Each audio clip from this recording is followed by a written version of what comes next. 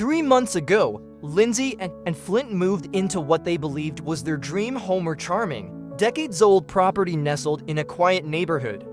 With the prospect of a peaceful new life ahead, they begin planning renovations to make the house truly theirs. But as they tore away layers of the home's past, they stumbled upon something that would change their lives forever: a hidden bunker. The discovery was accidental. Flint had been clearing out the overgrown backyard when he unearthed the rusty outline of a hatch beneath a thick blanket of ivy. At first, he thought it was an old septic tank or an abandoned well cover.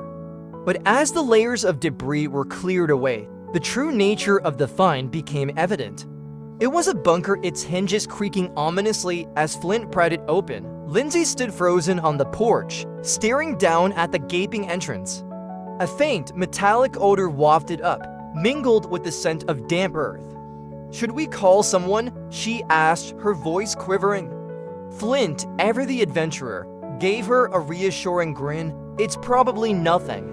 I'll just take a quick look," and before she could protest, he descended into the darkness below. Moments later, a chilling silence fell over the yard.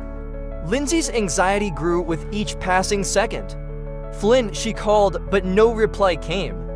Her heart pounded as fear took over. She grabbed her phone and called the police, explaining the bizarre situation. By the time the officers arrived, the sun was dipping below the horizon, casting long, eerie shadows over the property. Lindsay described the bunker and her husband's disappearance into its depths. The officers approached cautiously, their flashlights illuminating the jagged steps leading below. As they prepared to investigate, a sound froze them in their tracks: Flint's voice. But it wasn't a normal call for help, it was a scream. Without hesitation, the officers descended. What they found at the bottom would shock not only them, but the entire world. The bunker was an untouched time capsule from the World War II era. Shelves lined the walls, packed with meticulously preserved ration tins, handwritten journals, and faded photographs. Old military maps were pinned to the walls, marking strategic points long forgotten. In one corner, a small wooden crate held sealed envelopes stamped with the insignia of a foreign intelligence agency. In another, a strange, locked box hummed faintly, as if hiding something alive within. Flint was standing in the center, wide-eyed and pale, holding a diary in his trembling hands. "It's all here," he whispered, his voice tinged with awe and fear. "Everything they left behind." The police called in specialists, and soon the scene became a hive of activity. Archaeologists and historians arrived, poring over the artifacts with reverence. Some speculated the bunker might have been part of a covert operation. Others believed it had belonged to a wartime spy or an underground resistance cell. But the most intriguing find was the locked box, which no one dared to force open for fear of damaging its contents. The media caught wind of the story, and the once quiet neighborhood was overrun with reporters and curious onlookers. Lindsay and Flint found themselves at the center of a global sensation. Interviews, offers, and theories flooded their inboxes. Historians hailed the discovery as one of the most significant in recent years, calling it a pristine glimpse into the past. After weeks of deliberation, the couple made a life-altering decision.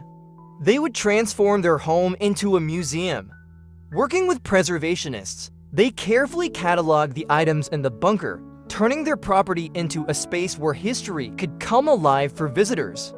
The locked box, however, was kept as the museum's central mystery left unopened, inviting speculation and wonder. On opening day, thousands flocked to see the hidden world beneath the ordinary house.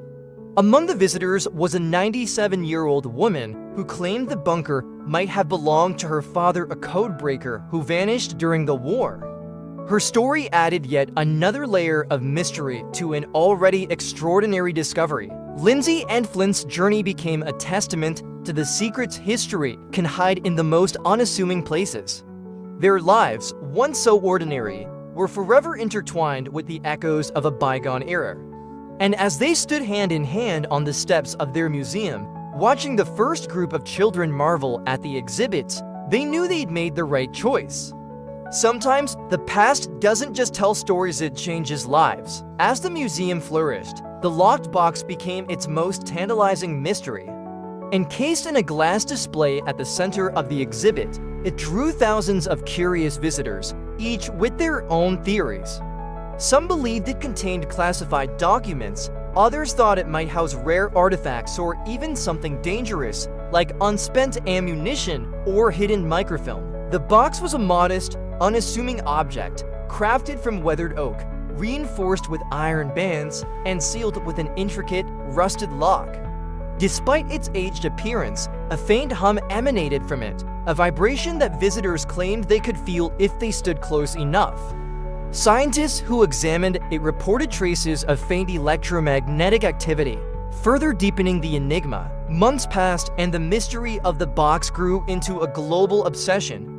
Theories flooded social media, podcasts dissected every detail, and even cryptographers joined the fray, poring over historical records in search of a clue.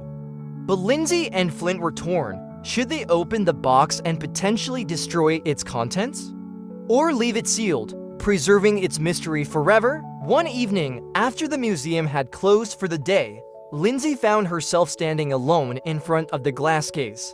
The faint hum of the box seemed louder in the silence, almost as if it were calling out to her. Flint entered the room, a look of understanding on his face. "You're thinking about opening it, aren't you?" he asked. She nodded. "It feels alive, Flint, like it wants to tell us something." The decision was made. They would open the box, but only under controlled conditions with experts present. A team of historians, engineers, and archaeologists was assembled, and the moment was broadcast live to a captivated global audience. The day of the reveal felt like a historical event in itself. As the team worked to carefully disassemble the lock, tension hung heavy in the air. Flint held Lindsay's hand tightly, their fingers intertwined as they watched the slow, meticulous process. Finally, after what felt like hours, the lock clicked open with a soft metallic snap.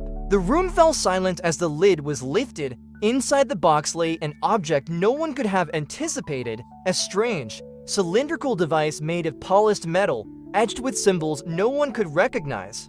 It wasn't just old, it seemed out of place, as if it didn't belong to this world. The hum grew louder as the device was lifted from the box, filling the room with an otherworldly sound. Scientists immediately began examining it, but their instruments provided no definitive answers. The device emitted a constant energy field that defied modern understanding. Within hours, speculation exploded. Was it a relic of advanced wartime technology? A long-lost prototype for a secret government project? Or something even more extraordinary, a relic not of this earth? The discovery of the device sent shockwaves through both the scientific and historical communities.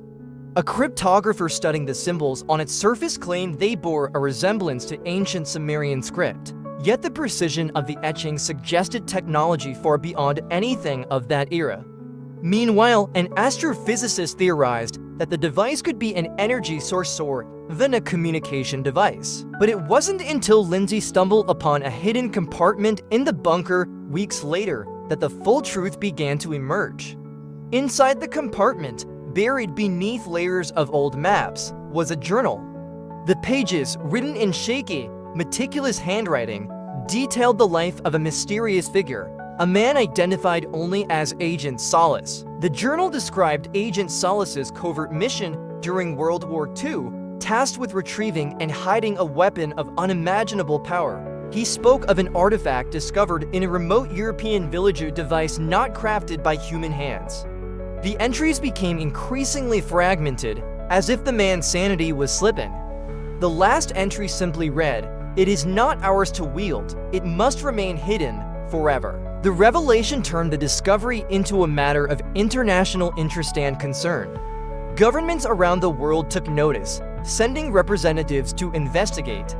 Conspiracy theories ran wild, and the couple found themselves caught in a web of intrigue they never could have anticipated. As the pressure mounted, Lindsay and Flint faced an impossible choice.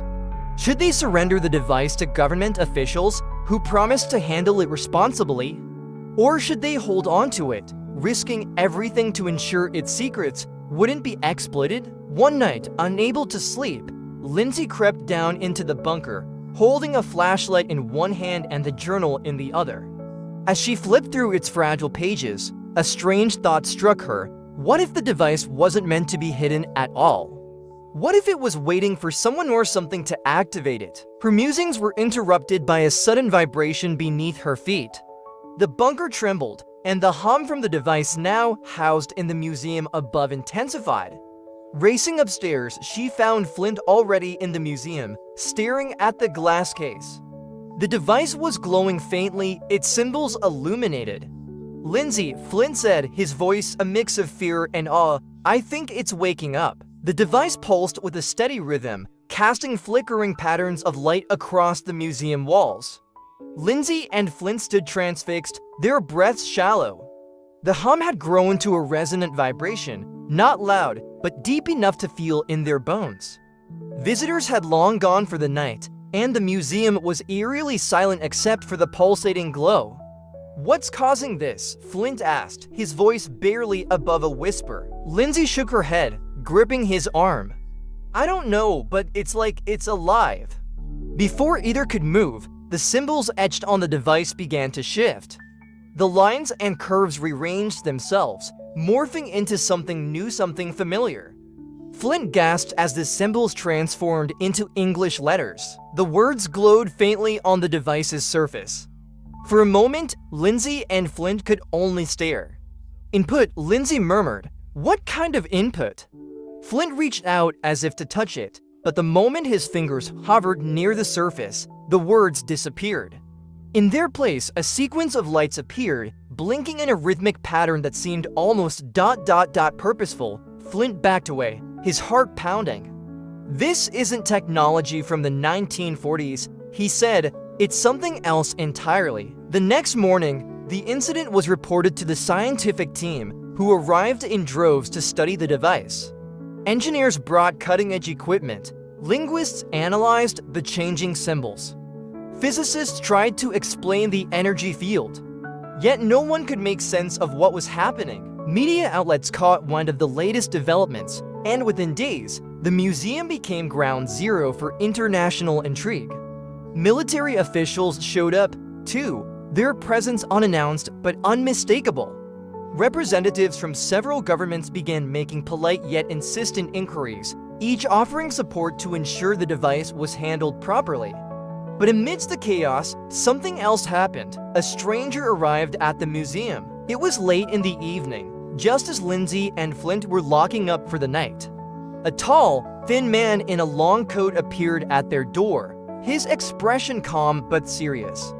His silver hair glinted under the streetlights, and he carried an air of quiet authority.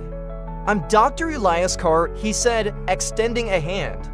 "Historian and specialist in anomalous artifacts." Flint exchanged a glance with Lindsay, then reluctantly let him in. Dr. Carr's piercing blue eyes scanned the device, and a flicker of recognition crossed his face. "So it's finally surfaced," he murmured. "You've seen this before?" Lindsay asked, her voice laced with suspicion. Carr nodded, pulling a small notebook from his coat. He flipped through pages filled with sketches and notes, landing on an image that made Lindsay gasp. It was a near-perfect drawing of the device, complete with the same symbols and intricate designs. "This," he explained, "is called the catalyst. Its origins are unknown, but its appearances have been recorded throughout history in ancient Sumer, during the fall of the Roman Empire, even in the hands of Templars during the Crusades. Each time, it has surfaced in moments of great upheaval, only to disappear again." Flint frowned. "What does it do?" Dr. Carr hesitated. "That depends. In some accounts, it's described as a tool of knowledge, capable of unlocking hidden truths about the universe. In others, it's called a harbinger, a device that heralds disaster if mishandled." Over the next few days, Lindsay, Flint, and Dr. Carr worked to decipher the device's purpose. Linguists translated fragments of the symbols that continued to shift across its surface. One phrase stood out among the rest: "The key is the one who seeks." Then on the seventh night, everything changed. The catalyst's hum grew louder, filling the museum with a resonant vibration that rattled the glass cases.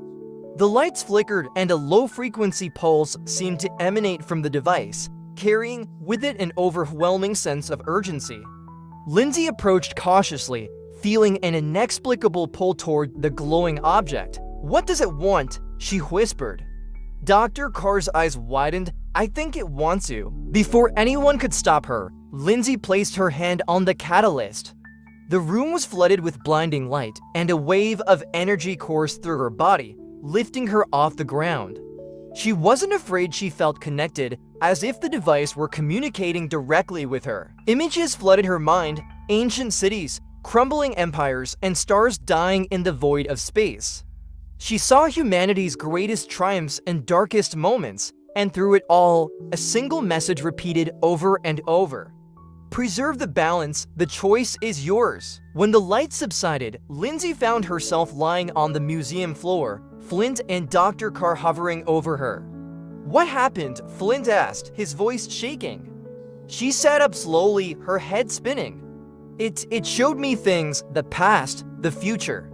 It said the balance is fragile, and we're the ones who have to protect it." Dr. Carr's face grew grim. "The catalyst is offering you a choice," he said. "You've been chosen as its steward, but the question is, what will you do with it?